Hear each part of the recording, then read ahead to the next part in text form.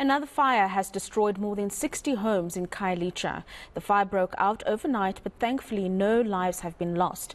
This is the 6th fire in 7 days, and with thousands of people displaced, the city of Cape Town completed an assessment on that latest blaze.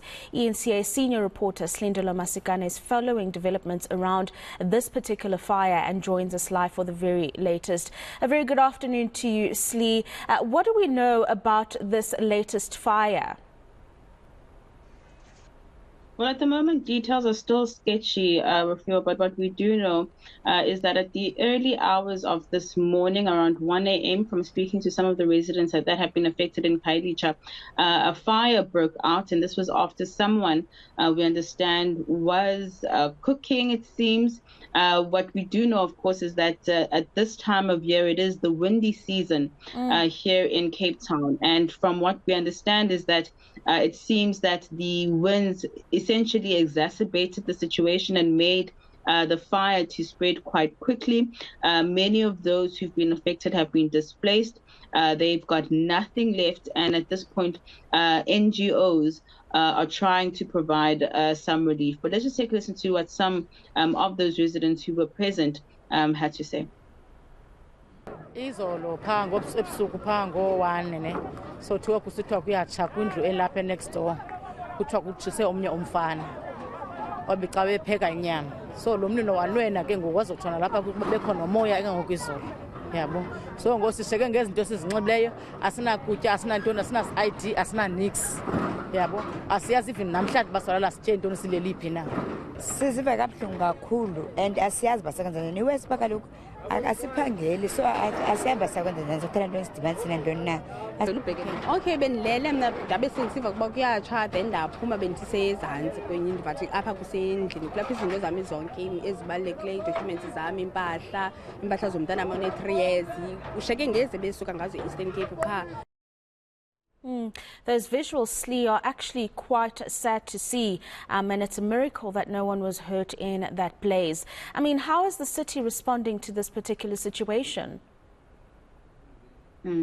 So we posed those questions to the MMC for Human Settlements, who, of course, we know has been in and out of these areas that have been affected.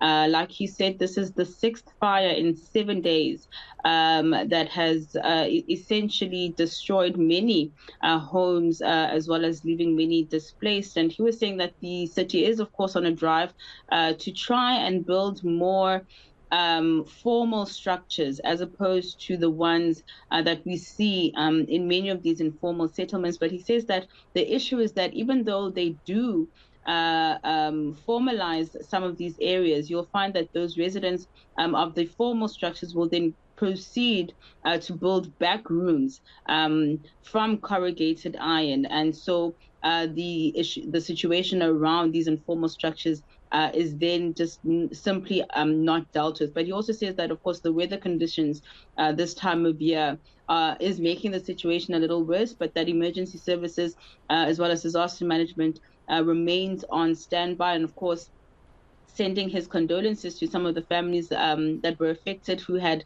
loved ones die in some of these fires. I mean, Khayelitsha is not the only area affected. Just earlier this week, about 2 days ago, Polar Park in the east of Philippi was also affected. At least 2 fires broke out there, Dunoon as well. And so this one in Khayelitsha is just the latest in a series of fires. But the MMC also saying that they are on a drive to try and educate their communities to be a little bit safer because he says some of these fires are actually due to some negligence. Let's take a listen.